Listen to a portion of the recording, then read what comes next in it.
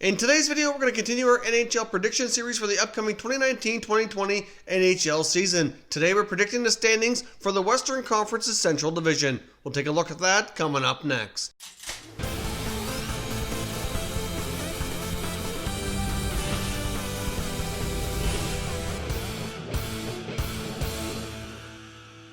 So welcome back here to Top Shelf Hockey. As I mentioned today, we're continuing on with our prediction series where I'm predicting the standings for all four NHL divisions. We've already completed the Atlantic and Metropolitan Divisions in the Eastern Conference, and now we're following that up with the Central Division. The Pacific Division will be coming up next, followed by a video outlining my view for the entire playoff picture, and I'm going to give you my really early prediction on who I think is going to win the 2020 Stanley Cup. So stay tuned for that coming up here very shortly. Now let's jump into the Central Division. We're going to start at the bottom, and I'm going to rank them all the way up to who I think will finish in first place. Of course, keep in mind this is strictly my opinion based on all the ongoings throughout the NHL offseason. If you have a different opinion, certainly leave your comments. Let me know what you think, and let me know how you have these teams finishing for the coming year. Kicking things off, in last place, I have the Minnesota Wild. Now, the Minnesota Wild's a team that's gone through a really odd offseason. They ended up firing their GM deep into the offseason, not something you normally see. Obviously, this is a team that struggled last year, and I think they're going to continue to struggle this year. And I kind of think they almost need to bottom out a little bit before a new GM, Billy Guerin, can really continue to make more moves and really get this team on a new path for the future. Now, they did continue to make a few offseason moves before Fenton was fired. He did sign unrestricted free agent forward Matt Zuccarello. He also brought in forward Ryan Hartman. Now, Hartman's looked pretty solid throughout this preseason so far. I think he's going to be a nice addition. But adding Zuccarello, I mean, he is a decent player, but he certainly did not make the team any younger or any more skilled. Zuccarello's a player getting up there in years, even though he is a good veteran player. He certainly can be productive. I think he will be a decent player for them, but they really need to add some higher-end talent that are a little bit younger to get a little bit more faster, more skilled, and that's certainly not something that Paul Fenton did. A lot of the trades he made throughout the last offseason as well as last year were kind of odd for the most part. He didn't really win any trades. There wasn't really clear what kind of direction the team was heading. So now that they have a new guidance under Bill Guerin, I just don't really think he's going to have enough time to really leave his mark on this team before the season starts, considering how late into the summer he was hired. So I do see the Minnesota Wild struggling a lot this year, but going through a little bit of a transformation phase. We'll let GM Bill Guerin start to leave his mark on the team, and I do think brighter days will be ahead in the not too distant future. But for right now, I do see them bottoming out, finishing in the basement of the Central Division in the 1920 season. Next up in sixth place, I have the Chicago Blackhawks. Now, the Blackhawks are a team that's been under the playoffs here for the past couple of years, and I think that's going to continue a little while longer. The Blackhawks certainly did make a decent amount of moves throughout the offseason, and I do think they had one of the better free agent signings, grabbing free agent goaltender Robin Lehner, who was with the New York Islanders. They signed him only to a one-year deal for $5 million. Of course, they've had a lot of ups and downs with goaltender Corey Crawford due to his health issues. It's really unclear exactly how things are going to go with Crawford. So Lehner is a more than capable insurance policy who had a terrific year last year, really broke out winning the Masterton Trophy. Him and Thomas Greiss had a great season for the Islanders, are one of the big reasons for their success. So I do think he's going to be a terrific fit, and the goaltending situation in Chicago has certainly gotten a whole lot better. Now, of course, they did make some other additions as well. They did kind of try to revamp the blue line here a little bit. They brought in a couple defensemen like Calvin DeHaan and Olli Mata. They did make some additions at the forward position as well, trading forward Artem Anisimov to the Senators in exchange for Zach Smith. They also brought back Andrew Shaw from the Montreal Canadiens.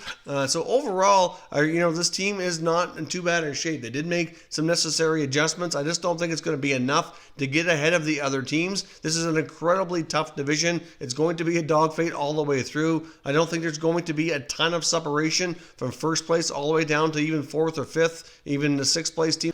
And even though I have the Hawks finishing in sixth place, they really had times last year where they certainly looked like they might be capable of making the playoffs. I think they're going to be fairly good offensively. I do think the emergence of Dylan Strome last year was a big bonus for them. You combine that with a guy like Alex DeBrincat, and if Kane and Taves can keep firing the way they did last year, they will have a remote amount of success. Like I said, it's not even that I don't see this team being better than last year. I do think they will be a little better than last year. I just think they have such a tough road ahead of them with all the stronger teams ahead of them that could possibly even be Stanley Cup contenders. There's two or three teams that many people are kind of saying could be cup contenders out of this division for the coming year. So I just think they have too much of an uphill battle in that regard to go any higher in the standing.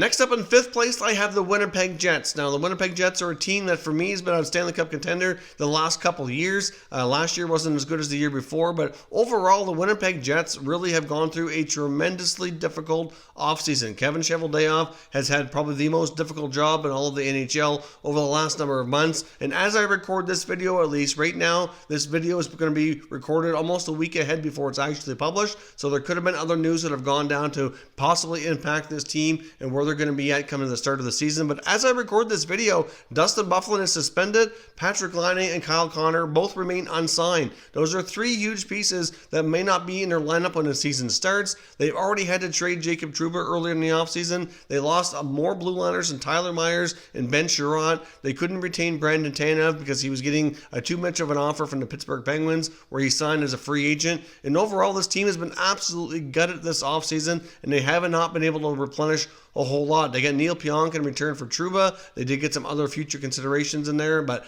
really for right now, they're going to have to rely on a lot of youth and what they have left from already from before to really see if they can continue this team going. Now, they do have some high-end talent at the top, like Scheifele and Wheeler. They get a terrific goalie in Connor Hellebuck. They did lock up Josh Morrissey long-term. They have a lot of great things still going on here, and I still think it's possible the Central Division, being as deep as it is, very well might see 4 or 5 playoff teams this year, so it's not unreasonable to think they might still be able to get in, but they're not going to be that dominant team unless they get a lot of those other issues resolved, like I mentioned here, like Laine, Connor, whether or not Byfuglien comes back. Too many questions, not enough answers, and I just don't see them having a success like they've had over the past couple of years. Next up, we have the St. Louis Blues, who was the Stanley Cup champions last year and finishing in 4th place for the coming year. I do see them taking some steps back, but still being a very strong, competitive team. Like I said earlier in this video, from 1st place all the way down to 4th or 5th, I don't see a great deal of separation. We're talking probably a couple of points max between 1st, 2nd, 3rd, 4th, all the way down. So really, even though I have them in 4th place, they're probably not going to be all that far out of finishing in 2nd or maybe even 1st. It's going to be a dogfight right to the end, but this team will take some steps back.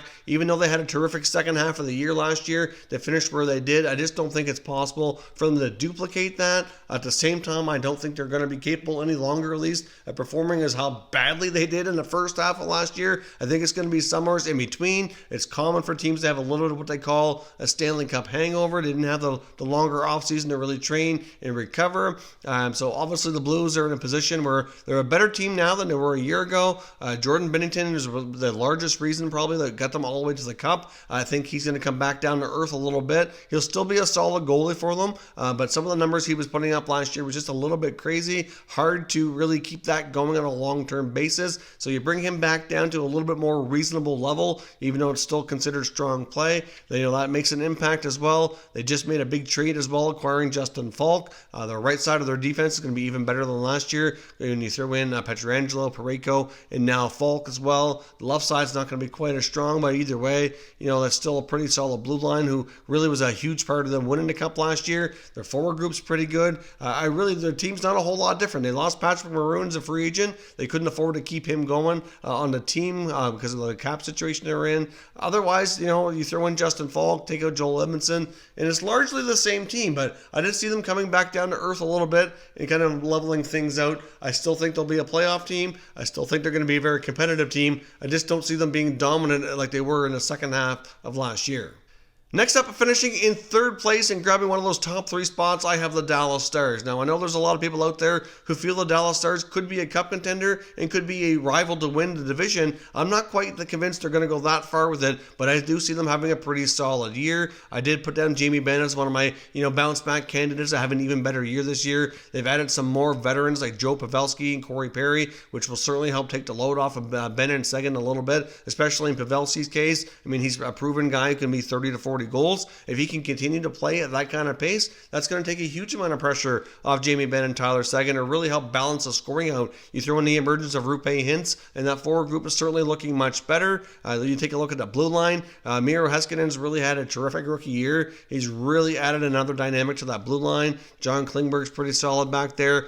So, really, I like a lot of things about this Dallas Stars team. Ben Bishop's been a solid goaltender, potential contender for the Vezina Trophy year after year. So, really, I like a lot of things about this Dallas Stars team. I think after the moves they've made to get some extra leadership, they're a little bit more balanced, a little bit deeper. So I do see them being a stronger contender than they were last year and doing a little bit better and having a better shot at maybe making a deeper playoff run. Next up in second place, I have the upstart Colorado Avalanche. Now, the Avalanche have been on a major upswing over the past couple years, and they're a team that's made a lot of transitions here over the offseason. There's a fairly different looking team going into the 19-20 season. Of course, they swung that big trade with the Toronto Maple Leafs, sending pending UFA defenseman Tyson Barrie to Toronto in return for Nazem Kadri and Calle Rosen. Of course, they also had some other moves via free agency, where they signed Jonas Donskoy as well as Pierre Bellemare and Valerie Nichushkin. They picked up Andre Burakovsky from the Capitals, and of course they're going to have a full rookie season of Cale Makar, who's probably one of the most exciting rookies to watch in the NHL for the coming season. Of course, you have on top of that one of the best lines in hockey, or at least 2/3 of it to start the year, with McKinnon and Landeskog. Now, like I said about Winnipeg, as I record this video almost a week ahead when it's going to be published, they do not have Mikko Rantanen signed at this point. There's been a lot of talks about them getting a long-term deal in place, but it's probably going to take $9 to $9.5 million to get them locked up, and that's yet to be done. So that will be, a bit of an absence on their top line. It will have an impact on this team, but Rantanen being out will not be nearly as impactful as Connor and Laine both in Winnipeg. Mikko Rantanen's a nice complementary piece for this Avalanche group, but I don't think he's nearly as important as some of the other RFAs are to their roster. So regardless of what happens with him, I do see they're having a lot of success from the get-go. I have a lot of confidence in Philip Grubauer to lead the team in goal. He was a big reason why they had such a strong second half last year, to really lead them into the playoffs. With Varlamov out of the picture now, that's going to mean Czech goalie Pavel Francouz likely becomes the backup, and he seemed to hopefully do well last year with his first transition to North America. So hopefully he can keep up being a decent backup goalie for Grubauer. But overall, I really like a lot of things about this Avalanche group. They're going to be an even deeper team with more experience than they were last year. They get some young, exciting players. You throw Makar with Samuel Girard, that's going to be an incredibly fun D pair to watch. So really, I have a ton of confidence in this team, and I really see them taking yet another step forward this year. And if they can get Rantanen signed between now, the time I'm recording this, and the time the season starts, it'll be even better. And I see them going as high as second place and grabbing a playoff spot with home ice advantage. So, of course, the process of elimination, that means I have the Nashville Predators finishing in first place and grabbing themselves another division title. Now, the Nashville Predators had a really strong regular season last year, and I fully suspect them to do the same thing for the coming year. Now, a few things with the Predators that weren't so good last year. The main thing really was the power play was atrocious last year, and they went out and spent some money getting a big-time free agent and center iceman Matt Duchene. Of course, to do that, they had to free up some cash, which meant they traded $9 million defenseman PK Subban. So the blue line's going to look a little bit different. Of course, they still have some of the main pieces in place, like Roman Josi and Ryan Ellis and Ekholm as well. We're also likely going to see Dante Fabro step up and have a bigger role on that blue line this year as well. So that also allowed them to trade Subban and have confidence that their blue line was still going to be pretty solid, because they got up front. Really, they have pretty much the same group. Throw in Matt Duchene. Kyle Turris had a rotten year last year. Hopefully he can bounce back. He could be a player we might see Nashville maybe trade. They have a lot of center icemen that are making a lot of money, and they very well could either move somebody to the wing or maybe look to move somebody out throughout the year. But either way, this team is deeper than before. They should be able to fix their power play with the changes they've made and allow them to continue to have a lot of regular season success. And we'll see if that can translate to more playoff success, because I know last year they were not overly pleased how their playoffs ended. So those are my Central Division predictions for today. Of course, as always, like I said, those are just my opinions based on everything we've seen with all these teams throughout the offseason. So let me know what your thoughts are and how you think these teams are going to finish in the Central Division for the coming season. If you're new to the channel, consider subscribing and turning on your notifications. Stay tuned for the Pacific Division predictions coming up next in this series, followed by the Stanley Cup playoff prediction shortly after that. Thank you very much for watching, everybody, and I will catch you next time.